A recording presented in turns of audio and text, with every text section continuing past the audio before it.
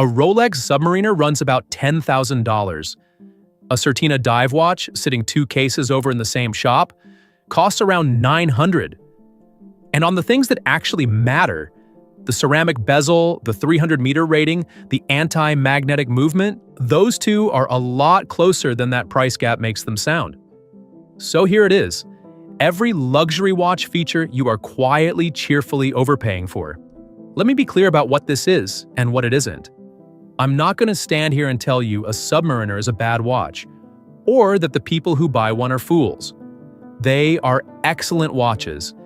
That's not the argument. The argument is narrower and more useful. For almost every headline feature these brands charge a fortune for, there is a watch a fraction of the price doing the same job, and in a couple of cases doing it better. We are going 5 categories deep: bezels and case materials, movements, water resistance, bracelets, and dials. 10 features, 10 head-to-head matchups, real prices, specs. I checked myself instead of trusting the marketing.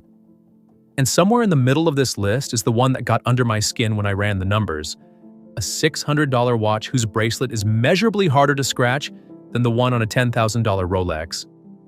We'll get there. Let's start with the outside of the watch. Segment 1. Bezels and case materials. The parts you touch every single day and the parts most people assume only the big names get right. Number 1. The ceramic bezel. Walk into any argument about why a dive watch costs what it costs, and the bezel comes up fast. On a Rolex Submariner, that black ring around the dial is made of something Rolex calls cerachrom. It's a hardened ceramic, the numbers are coated in platinum, and it is close to impossible to scratch. And here's a detail people forget. Rolex itself ran aluminum bezels well into the 2000s, and those old inserts faded in the sun and picked up dings from every doorframe you brushed. Ceramic fixed that. It looks the same on day 1 and day 4000. That is real engineering. And for years it was one of the clean lines separating a serious tool watch from a toy. Now watch how fast that line collapsed. That exact upgrade, a hardened ceramic bezel, scratch-resistant and color-stable, is now sitting on watches that cost less than a tenth of the Submariner. Certina, owned by the Swatch Group, updated its DS Action Diver in 2025 and threw out the old aluminum insert for ceramic. Same benefit, same scratch resistance.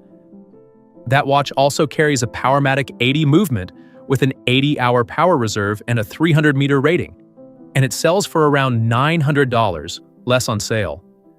And it isn't some lonely exception. Ceramic bezels have quietly trickled down into divers from Seiko, from Christopher Ward, from half the micro brands on the internet, some of them under $500. So, what is the Rolex ceramic buying you over the Certina ceramic? On performance, very little. Rolex's insert is more finely finished, the platinum numerals are a lovely touch, and the tolerances are tighter. Those are nice things, and they cost money to do well. I'll even give you the one honest knock against cheap ceramic. Ceramic is hard, but it's also brittle. So a sharp enough knock on a rock can chip a ceramic bezel where an old aluminum one would just dent. That's true of the $900 Certina and the $10,000 Rolex equally, because it's the material, not the price. So the trade is the same either way. But the core promise, a bezel that will not scratch or fade in normal life. That promise costs about $900 today, not $10,000. Ceramic stopped being a luxury the moment Swatch started firing it by the crate. And if the bezel has slipped this far, the clear part sitting right over the dial fell even further, because it used to be the single fastest way to spot a cheap watch from across a room. Number 2, the Sapphire crystal. The crystal is the transparent disc protecting the dial, and there was a time when the type of crystal instantly told you how much watch you were holding. Budget watches got mineral glass or acrylic, both of which scratch if you look at them wrong. Real watches got sapphire, which after diamond is about the hardest thing you can strap to a wrist. Drag a key across it and nothing happens. An Omega Seamaster has a domed sapphire crystal with anti-reflective coating, and it is superb. Crystal clear, basically scratch-proof, exactly what you want. Here's the number that should end the conversation. A Baltic Aquascaf from a small French brand comes with a double-domed sapphire crystal. It even puts sapphire on the bezel insert, which is a genuinely premium move most affordable brands skip. And the whole watch, the complete automatic dive watch, sits somewhere around $700 to $800. Read that carefully. That is not a sapphire crystal for $800. That is an entire well-built diver, sapphire included, for $800. So when Omega or Rolex lists sapphire as a selling point, understand what that word is worth in 2026. On its own, almost nothing. Sapphire is standard now. It's on Seiko divers, it's on Tissot's, it's on watches your barista could buy on a normal paycheck. Credit where it's due, the top brands do use excellent sapphire, and Omega's anti-reflective coating really is better than most, cleaner under bright light with less blue glare. But you are no longer paying for the material. You're paying for the coating quality and the badge above it. And I'll give you the one honest caveat, because I'm not going to pretend sapphire is perfect. Sapphire is incredibly hard, but hardness and toughness are different things. So under a sharp direct impact on a corner, sapphire can crack or shatter where a cheap acrylic crystal would just take a scuff and pop back. That's a real trade.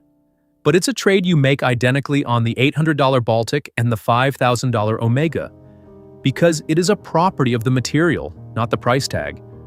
So notice the pattern already forming, only 2 features in. The materials went democratic. The prices did not move an inch. Which takes us to the part everyone swears you cannot cheat.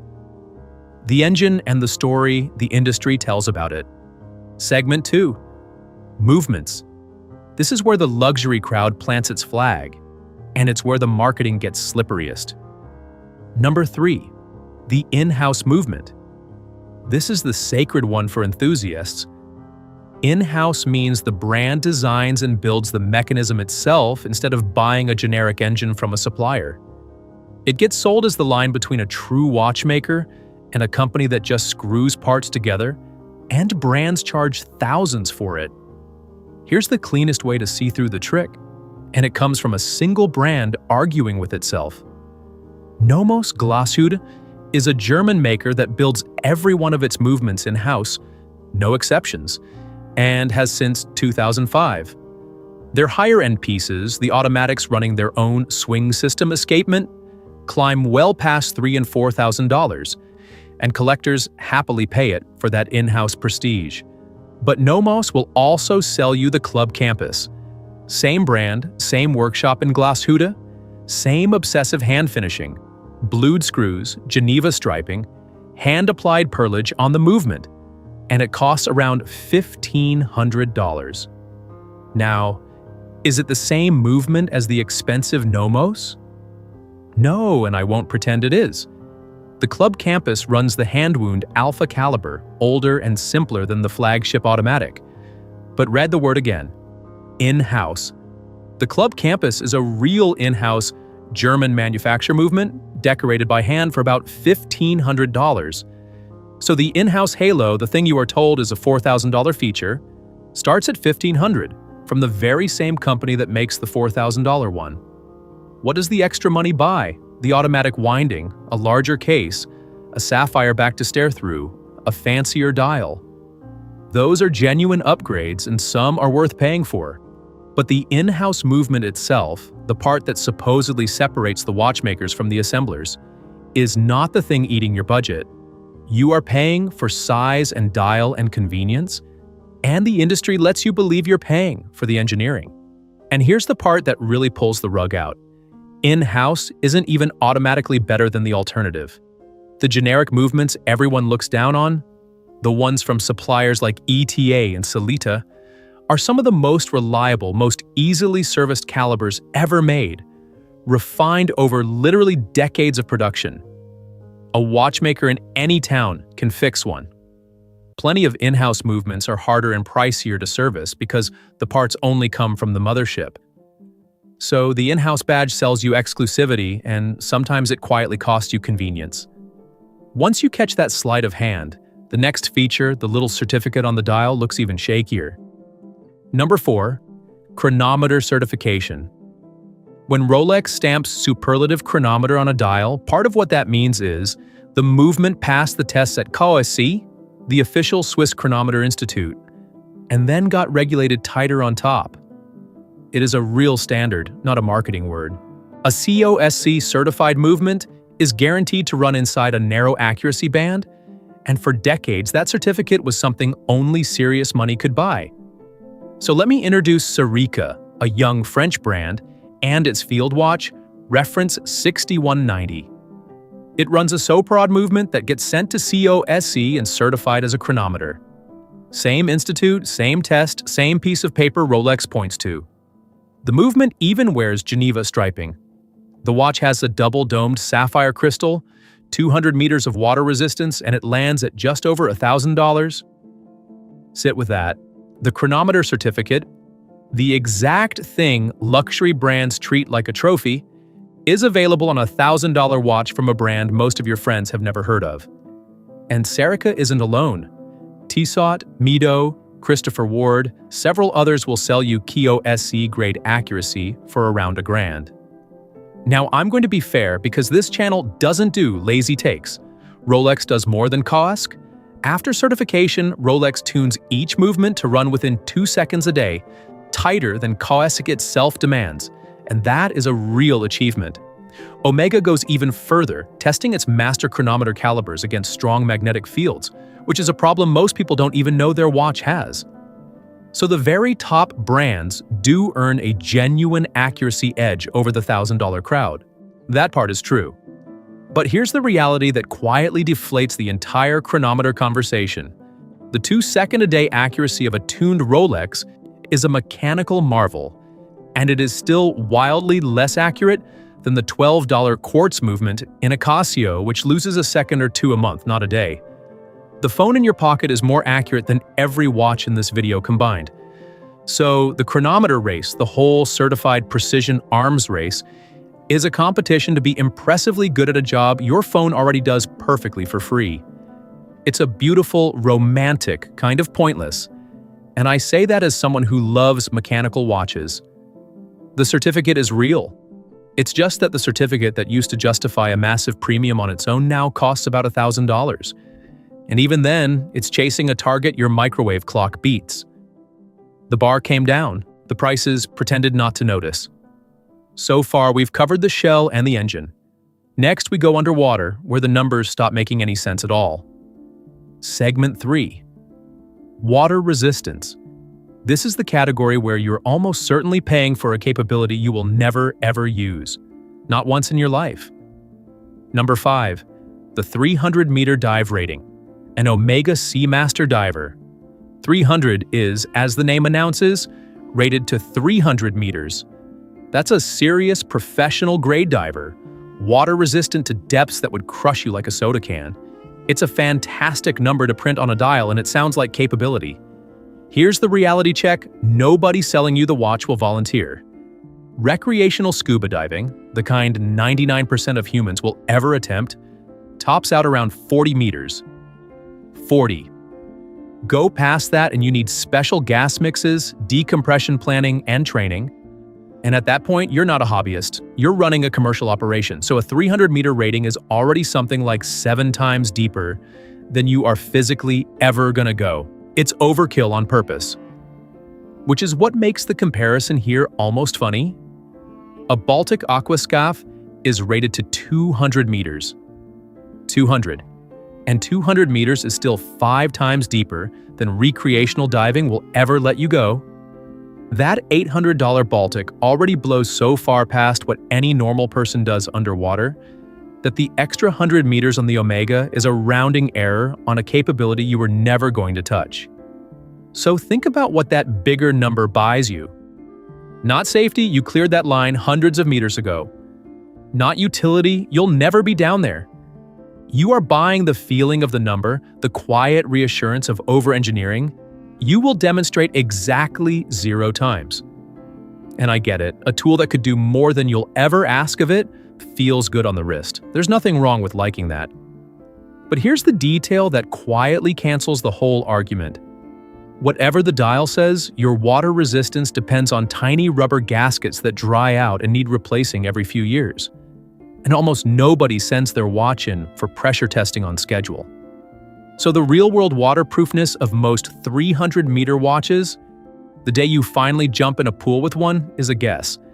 The big number on the dial is the one thing that never gets tested. On the Omega, that untested reassurance runs past $5,000. On the Baltic, the same real-world waterproofness, far more than you'll ever use, costs $800. And if the depth rating is theater, the next feature is the single most theatrical prop in the entire watch world. Number 6. The Helium Escape Valve. This is my favorite one on the whole list because it is the purest example of paying for something you will never use. A Rolex Sea Dweller has a helium escape valve, a tiny one-way valve built into the side of the case, and the Sea Dweller is water-resistant to over 1,200 meters, 4 times the Submariner. Serious hardware. So what does the valve do? Here's the honest version because the brands love to leave it vague. When a commercial saturation diver spends days living inside a pressurized chamber, breathing a helium mixture, helium atoms are small enough to creep in through the seals of the watch. Then, when the chamber slowly depressurizes over hours, that trapped helium needs a way out. Or it can literally pop the crystal off the front of the case. The valve lets it escape safely. That is the entire job. It solves a problem that only exists if you are a professional saturation diver, living in a steel habitat on the seafloor for a week at a time. So let me ask the obvious question. Are you? Because I'm not, and I would bet the full price of a Sea Dweller that you aren't either. The number of watch owners who will ever saturation dive rounds down to 0. That valve on your wrist will sit there sealed and doing absolutely nothing. For the entire life of the watch, existing purely as a talking point at dinner. Meanwhile, a Certina DS Action Diver skips the valve completely, is still rated to 300 meters, and carries the actual international dive standard, ISO 6425, which is a real certification for real diving, not a marketing line. For around $900, it does everything you will ever ask a dive watch to do, and it leaves off the one part you were never going to use. The Sea Dweller's valve isn't a lie, it works exactly as advertised. It's just a fix for a problem you will never have, sold to you at a Rolex markup. Alright, that's the shell, the engine, and the depth ratings covered. Quick thing, and then we hit the one I've been promising you, the one that genuinely annoyed me. If these breakdowns are useful to you, the real prices, the specs I verified myself, the things the brands would rather you didn't line up side by side, do me a favor and subscribe. This channel does exactly this every single week. Now, the Bracelet, where a $600 watch is about to make a Rolex look overpriced on its own turf. Segment 4. Bracelet Engineering. This is the segment I flagged at the start, and it's where the overpaying stops being subtle. Number 7. The Solid Link Bracelet. The Rolex Oyster Bracelet is, deservedly, one of the most respected bracelets ever built. Solid links, no hollow rattly bits, a beautifully engineered clasp with Rolex's micro-adjust system, so you can nudge the fit a millimeter at a time as your wrist swells in the heat. It feels like a bank vault on the wrist. And for years, it was a genuine luxury benchmark that cheaper watches simply could not touch. And here is the single fact that reordered how I think about this entire hobby. Rolex makes its cases and bracelets from a steel it markets as oyster steel, which is a grade called 904L. It's excellent against corrosion and salt water, but Rolex does not surface harden it. So the clasp and the links on a $10,000 Submariner scratch about as easily as any other polished steel on the planet. Rest your wrist on a desk edge, catch a door frame, set it down on a granite counter, and you get the exact same hairline swirls that everyone who owns a steel watch knows and quietly hates. Now meet Tarasca, a small American brand, and its commuter, which costs around $600. Traska takes ordinary surgical-grade steel and runs the finished case and bracelet through a hardening treatment that pushes the surface to roughly 6 times harder than normal stainless. And this isn't a coating that flakes off over time. The hardness is baked into the metal itself, all the way through the surface layer. Owners literally drag steel keys across the clasp on camera and then wipe it clean. No mark, nothing. So sit with what that means. The bracelet on the $600 Traska is measurably, provably more scratch-resistant than the bracelet on the $10,000 Rolex. Not equal to it, harder than it. The affordable watch didn't match the luxury benchmark on this one, it walks straight past it. On the single metric a daily wear bracelet lives or dies by, whether it still looks good after a year of real life. Now, is the Rolex Oyster better finished overall? Yes. Are the links more refined? Is the clasp more satisfying to click shut? Is the whole thing more luxurious to handle? Absolutely, and that craftsmanship is worth something real. But if what you fundamentally want from a bracelet is that it survives your actual life without looking chewed up, a company most people have never heard of solved that better than Rolex did, for 1/16 of the money. That is this entire video compressed into a single wrist shot. And Traska isn't even the only one. German brands like Sin and Damasco have hardened their steel for years. The technology to beat Rolex on scratch resistance exists at almost every price point. Rolex just chose not to use it because at that level, nobody is shopping on scratch resistance.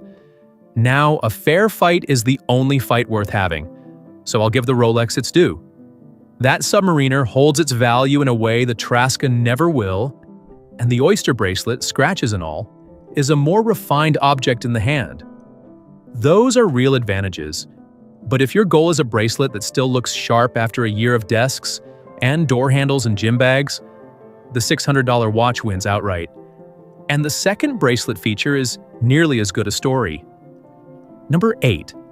The integrated bracelet. In 1972, a designer named Gerald Genta drew the Audemars Piguet Royal Oak, and a few years later the Patek Philippe Nautilus, and more or less invented the luxury sports watch as a category. The signature move was the integrated bracelet, where the metal band flows straight out of the case as one continuous sculpted line, instead of bolting on with separate lugs like a normal watch. It looks incredible. It is genuinely hard to manufacture well because the tolerances have to be perfect for that seamless flow. And today, a royal oak on that bracelet starts north of $20,000, a Nautilus north of $30,000. That one silhouette is among the most expensive shapes in all of watchmaking. And Tissot, a Swatch Group brand, will sell you that exact architecture in the PRX Powermatic 80 for somewhere around $700 to $800. Same idea, the case and bracelet flowing together as a single piece. The 1970s luxury sports look, the textured waffle dial that catches the light the way the Genta originals do. Reviewers openly call it the closest thing to a royal oak you can buy without a 5-figure budget. And they're not wrong.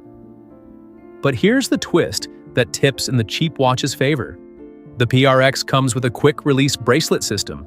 Little levers underneath that let you pop the bracelet off and snap on a leather or rubber strap in about 10 seconds flat. No tools, no trip to a watchmaker. The genuine Genta icons, the ones costing $20,000 and $30,000, have for most of their history made you either fight with tiny screws or hand the watch to a service center just to change the strap. So the $800 Tissot gives you the $20,000 silhouette, plus a more convenient bracelet than the thing it is imitating. Once again, you're not paying for the integrated bracelet as an engineering achievement. That problem has been solved cheaply and well, and it's worth sitting on just how lopsided the rest of the spec sheet is. That PRX gives you a Swiss automatic movement with an 80-hour power reserve, sapphire crystal front and back, and finishing that reviewers say embarrasses watches costing 3 and 4 times more. Reviewers keep landing on the same math, that you're getting the Royal Oak look for roughly 1/30th of the Royal Oak price. 1/30th. And you can walk into a store and buy one today. No waitlist, no dealer relationship, no playing games to be allowed to spend your own money. So yes, the Genta silhouette is a work of design genius and the real royal oak is finished to a standard the Tissot doesn't touch. That's true, and I'm not waving it away, but you are paying for the 4 letters on the dial and the door they open, not for the integrated bracelet as an engineering feat. Speaking of the dial, that's the last segment, and it's the one where luxury finally has a real case to make, right up until the moment it doesn't. Segment 5. Dial finishing. Credit where credit is due, this is the category where the expensive watches earn the most of their keep. And it's still not the whole story. Number 9. The hand-finished dial. This one I want to be straight with you about, because here, the luxury premium is the closest it gets to fully justified. A Patek Philippe with a guilloche dial has an intricate pattern cut into the metal on a hand-operated Rose engine lathe. A machine cranked by a craftsman who trained for years, working one dial at a time. That is true artisanal work. It is slow, only a small number of people on Earth can do it at that level. And it is a completely legitimate reason a single dial can cost more than a family car. I'm not going to sit here and pretend otherwise because that would be a lie and this channel doesn't do that. So watch what happens when you ask a narrower, sharper question. Not, can you buy true hand guilloche cheaply, because you mostly can't. The question is, can you get that shimmering, three-dimensional, light-catching dial? The kind that makes someone lean across a table and go, "Whoa, what is that?" without the Patek? And the answer is yes. A brand called Mayenne makes the Manhattan 37, and its dial carries a Côtes de Genève finish, Geneva stripes, that shift color and depth as the light rolls across them. It is stamped and applied rather than hand-cut on a Rose engine. And I want to be honest that this is a machine effect and not artisan handwork. That distinction is real. But on the wrist, in normal light, at the normal distance another human being looks at your watch from. It delivers most of that visual richness, that sense that the dial is alive and moving, for under $900. So here's the honest split, and it's a genuinely useful one. The last slice of that Patek dial, the true handwork, the pedigree, the fact that a specific person made it with their hands, that is real. And you cannot buy it for $1,000. If you love that, if that's what moves you, go buy the Patek with a clear conscience, I mean it. But if what moves you is the look, the shimmer, and the depth, and the way it plays with light, then roughly 90% of that effect is sitting there for 1% of the price. You'd be paying Patek money for the final 10% and the name engraved above it. And the Mon isn't the only door into that room. Fume dials, the ones that fade from bright in the center to dark at the edges, and crisp sunburst dials that fan light out from the middle, both give you that expensive three-dimensional look-at-me effect, and both are all over the sub-$1,000 market now, from brands like Christopher Ward and Baltic and a dozen others. The visually rich dial, the thing that used to signal serious money from across a table, is no longer gate-kept by price. What's still gate-kept, and probably always will be, is the hand of the artisan.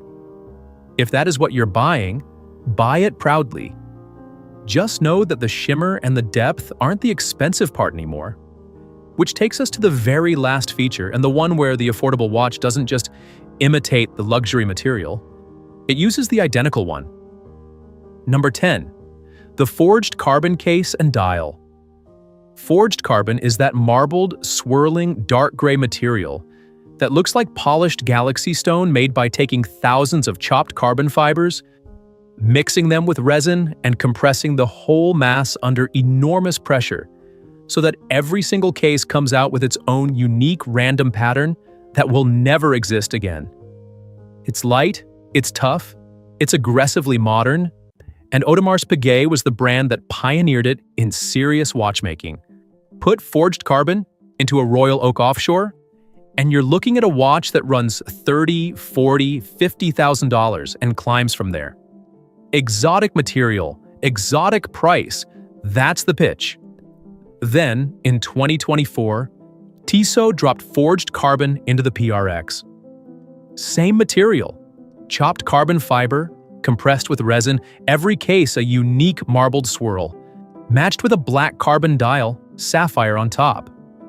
The The forged carbon PRX costs right around $1,000. And to head off the obvious objection, this is not a printed pattern or a coating faking the texture. It is real forged carbon, the very same category of material Audemars Piguet charges tens of thousands of dollars to put on your wrist on a watch that costs about $1,000.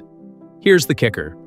Audemars Piguet is the brand that introduced forged carbon to watchmaking back in 2007 on a Royal Oak offshore.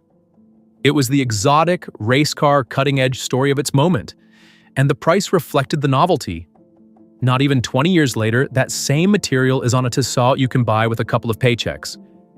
Now, the AP is a completely different animal, and nobody sensible is disputing that.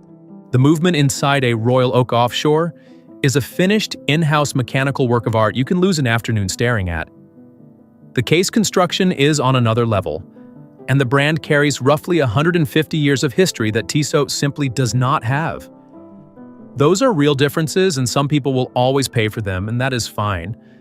But the forged carbon itself, the space-age material that was supposed to justify the whole price tag, is sitting on a $1,000 Tissot as we speak.